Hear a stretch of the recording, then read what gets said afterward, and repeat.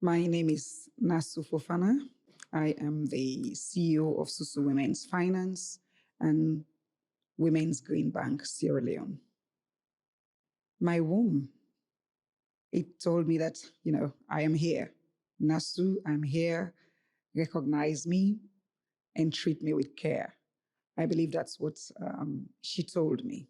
The signs were just obviously period, puberty. You knew that something different had happened to your body, something that you've not been able to speak to your parents about, you've not been able to share with your friends, and boom, there is this period flowing through your body. Nobody really had the time to talk to you about, so it was quite confusing. I had to figure everything by myself. We didn't have friends that we could compare notes with. So we had to sort of I had to, look at things as they came and really just dealt with it, try to learn a little bit from my biology class. My body has actually taught me to be proud of her because it's who I am. This is what defines who Naasu is. And my body tells me that she's beautiful, she's confident despite the pains and the rigors of childhood and adolescence and adulthood, most especially motherhood. So I believe that in my years that I've been on this planet, my body has told me to be authentic, to carry whatever it has brought to me in the form of life, to just appreciate it and live. So I think my body's been quite an interesting journey. I have accepted my body as it is. I really haven't questioned my body. I believe as as I went through life, my body changed. I had issues like fibroids, which was very new to me. And that changed the dynamics of my tummy in particular, because again, this is something that we hardly really speak about. And so how to deal with what my body used to be when I first noticed my body in my own way to the changes that I was feeling, there was a bit of question, is something wrong? Am I sick? Am I unwell? What is wrong? But again, those answers were not forthcoming because I didn't have the opportunity to discuss with my friends or even my closest family members, including my mother. So I started questioning, what is this? Is this part of growing up? It was just confusing until I sought medical advice to realize that something that wasn't quite what my body should be was happening to me. So yes, I don't know whether it was the aging process or it was just a matter of, it was confusing.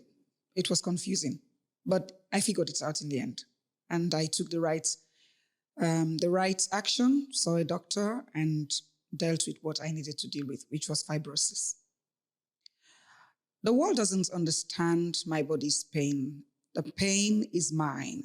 And until I share the body of my pain, nobody will ever really speak about my pain for me. So I have not given the world the burden to understand my pain.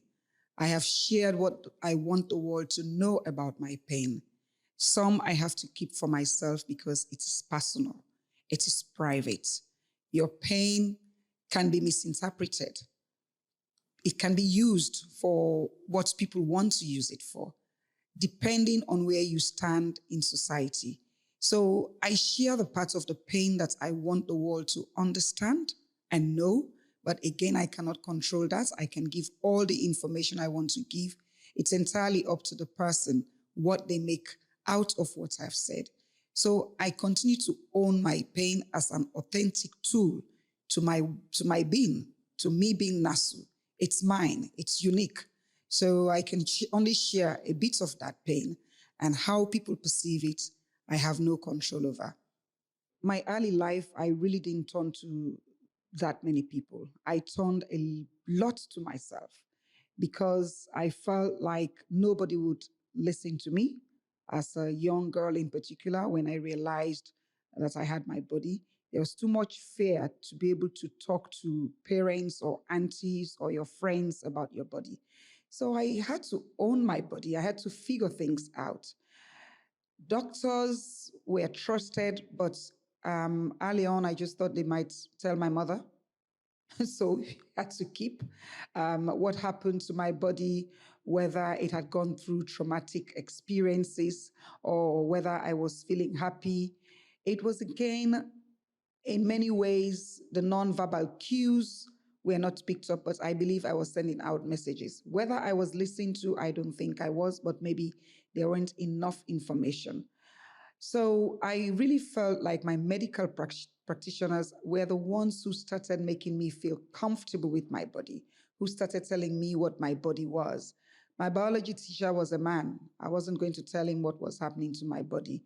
So once I understood my body from a medical point of view, I took responsibility of listening to my body and what it tells me, whether I need to rest, whether I need to sleep, and if I needed to talk to professionals, but it was very much, very, very sort of in official spaces.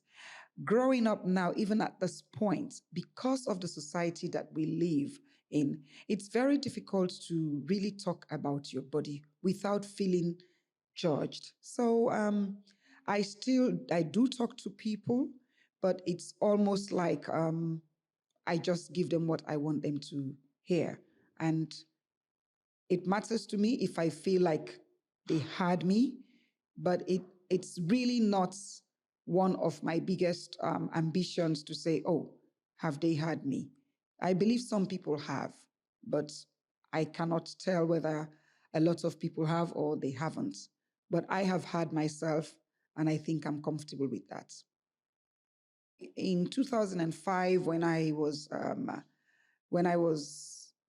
diagnosed with having fibroids, I really thought I was scared because I'd only had one child, a daughter, and I wanted another child. So the mysteries about fibroids within my cultural context, the signs, the symptoms were what they call rising and falling, in belly they rise, in belly they grab, so it was very stigmatized. It was not a conversation you want to have with people. You feel bloated. And so I was worried, but again, who do you speak to? Who else was having fibroids? People were not willing to talk about it. Or I didn't even know what it truly meant. But once I spoke to my doctors and they asked me to do, to look at it because it was small then, I lived with it for a very long time, probably maybe 15 years. Before, once I got to about, 50, I thought, well, I need to really look at this. And just before my 50th birthday, it really started paining me, you know, very messy periods and bloating. I just didn't like it. It was uncomfortable. I started not liking my body. And that discomfort was not something I was prepared to deal with. So eventually, I got the medical attention and I was advised to either, partially take the fibroids off or get my entire uterus, my womb out. And trust me, even though I was scared, but I really hated periods at this time. And I just decided, you know what? Whatever makes me comfortable, whatever gets my confidence back is what I'm going to do. So I basically gave a one-way ticket to fibroids and uterus, womb, whatever you call it. And I've been ever happy ever after. There's no womb. It's gone. It went with the fibroids. They worked together, they left. So I'm here by myself and I love my body. I'm really, really happy. I wished I had done it prior to now, but I didn't because I didn't really quite understand. I was also not in the right place psychologically to do that. But once I did that a few years ago, I have felt sexier, more beautiful, no period. I can have sex when I want. I'm just there. I enjoy my body now. I love it. I'm a very spiritual person, so I get guided by, really taking some time to myself and speaking to my Lord in my way that I understand. Psychologically, just knowing that I no longer, had a manufacturing plant called a womb to have babies. I was happy with the one daughter that I have. I was just very happy.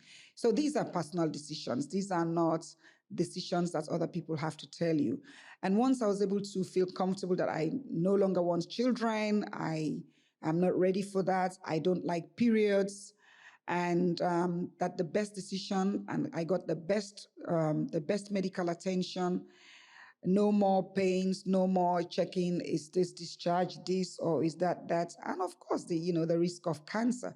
So being able to eliminate quite those issues, which of course I spoke to professionals within the medical space. I was happy with my body and I have coped psychologically.